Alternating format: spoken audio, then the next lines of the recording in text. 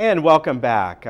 Pleasure to have Captain Kenny Dossey here today. And we were up in the helicopter with him because you've seen that segment. We're kind of showing it here in the background.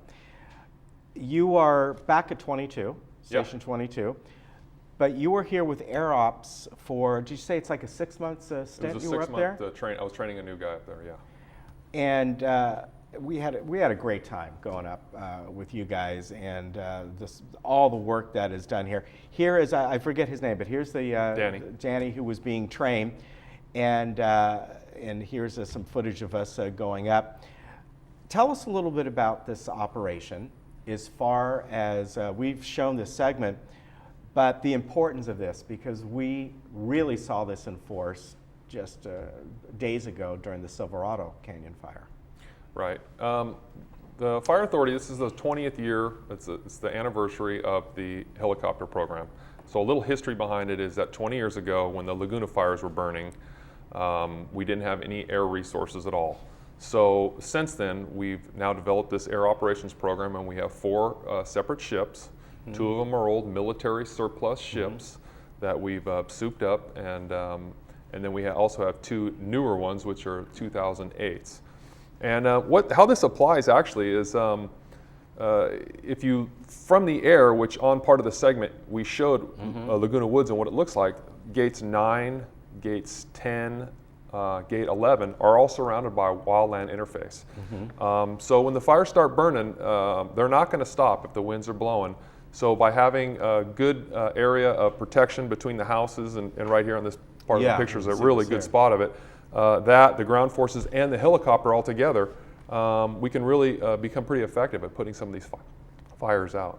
And we saw that in Silverado Canyon that day. Now, thankfully, we did not have the Santa Ana winds blowing that day, because that would have been far worse than what it was. But when we do have these huge fires in the area, the importance of both your helicopters and also the other air support that you get when the agencies come together. I mean, without that, we saw what happened with Laguna Canyon back 20 years ago, when it just spread 10 miles up the coast in a matter of a few hours, and how much more that could have been curtailed, or at least contained somewhat, had that air support been available. You were up there, you said about 6 months, am I right? Yeah, and actually, elaborating a little bit on what you just said, the Silverado fires, I was actually working that day. Oh, did you? I was working a backfill behind somebody, so I was the first helicopter, the first air resource on scene that day, so I got to see it firsthand. And absolutely, not only us, but the other helicopters from the other agencies, and they had some fixed wing on it immediately, and that slowed it down. Like you said, luckily the Santa Anas weren't blowing, and no structures were lost. But without those resources, it probably would have been a lot worse. Now, you are not a pilot, but No, your job is so important in that you sit next to the pilot and you are acting as a coordinator, right? That's a pretty good term for it, actually, yeah. Anything that needs to happen that's not flying or navigation related, then I do that. I'm kind of the conduit between the ground forces, which I've been on the ground before, and the pilot. You know, that's what I'm trained to deal with. So yeah, I help coordinate what's going on. I work the hoist in the back when we have rescues and we have to send people down. I basically do everything that needs to get done except the flying part. Yeah, and that way the pilot can concentrate on what they're supposed to be doing. Yeah, the pilots have their hands full using, both hands, both feet, and talking on the radio, coordinating with other air resources in the air. He has his hands full. I do the other stuff. And besides Orange County, you folks will go where you're needed in the area if you can assist. A good example of that was the fires that were down in Carlsbad not long ago. That's correct. I happened to be working that day also, and we flew down to San Diego, and during the course of 2 or 3 days, we went to 4 different fires in the San Diego area, helping the citizens of San Diego. And I'm sure if we had huge fires here, San Diego's airship would come up here and help us. Do you transport patients in the helicopter if you need to hospitals? We actually can transport patients. The normal air resource ambulance for Orange County is Mercy Air, so they take the priority calls. If it's off the beaten path, maybe it's a rescue, or if they're tied up busy, then we back them up and we do transport people to the hospitals. Okay, and I've actually seen that up a while back where I live, up near the canyon, when those two hikers were being found, and the coordination was, since we back up to that canyon where we live, we're really going right over our house. So we kind of watched that whole thing from our back balcony. You're at 22, and we have Steve Concialdi on and other folks quite often. And one of the things that he stresses more than anything are the two biggest causes of fires that seems to be in this area and throughout Orange County are highly preventable: kitchen fires and electrical fires. The electrical fires, often people have an extension cord or the wrong type of extension cord. It's pinched between the wheel of their desk chair or behind a desk, and of course it heats up and arcs and causes fires. That's correct. If you think about today's society too, we have so many items that need charging or chargeable items. It's an electronics type society.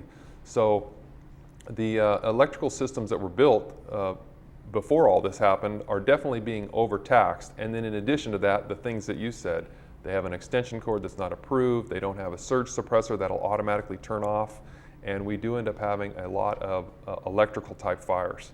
And then the kitchen fires with the cooking going on, those are preventable. If people just take a little bit of time, maybe don't leave or take a little bit of effort and turn off their stoves when they leave their houses, just simple stuff like that, they're definitely preventable.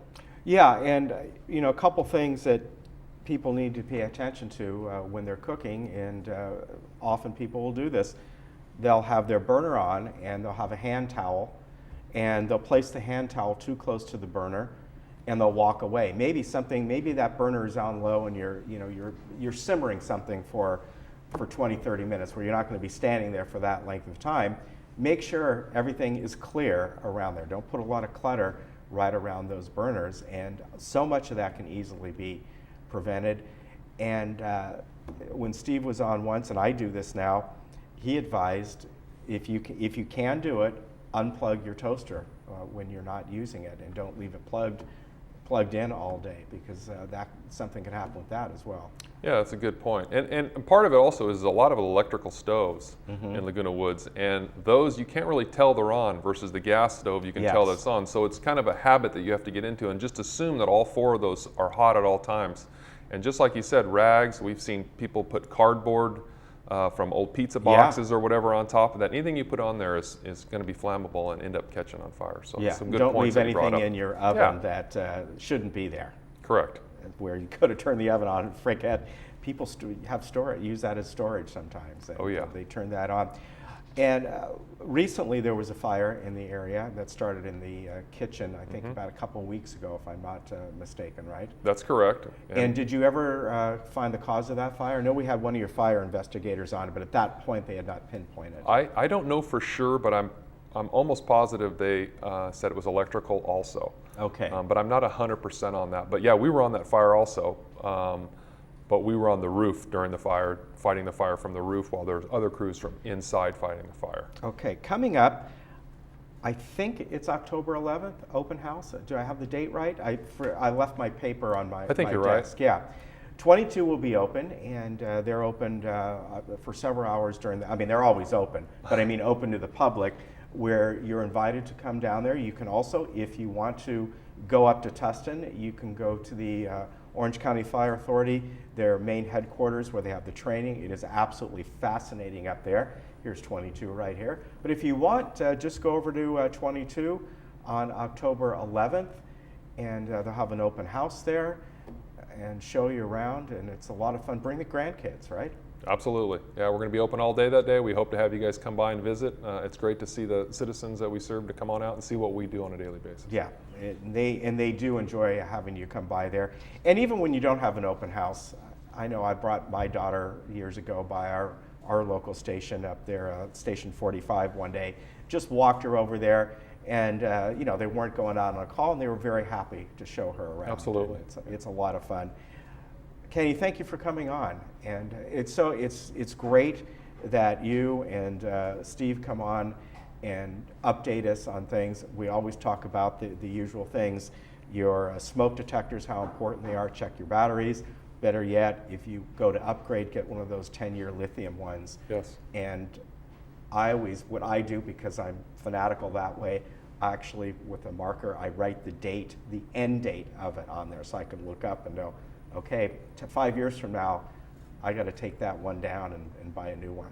That's great. If we can get all the citizens to just do that one thing today, we would really do them a favor and everybody a favor. Yeah. That'd be great. All right. Thank you very much, Captain. It's been wonderful having you on. And Thanks. thanks, by the way, for that the ride we got, and all your air ops up there are absolutely astounding. We really appreciated it. So thank you. We'll be right back.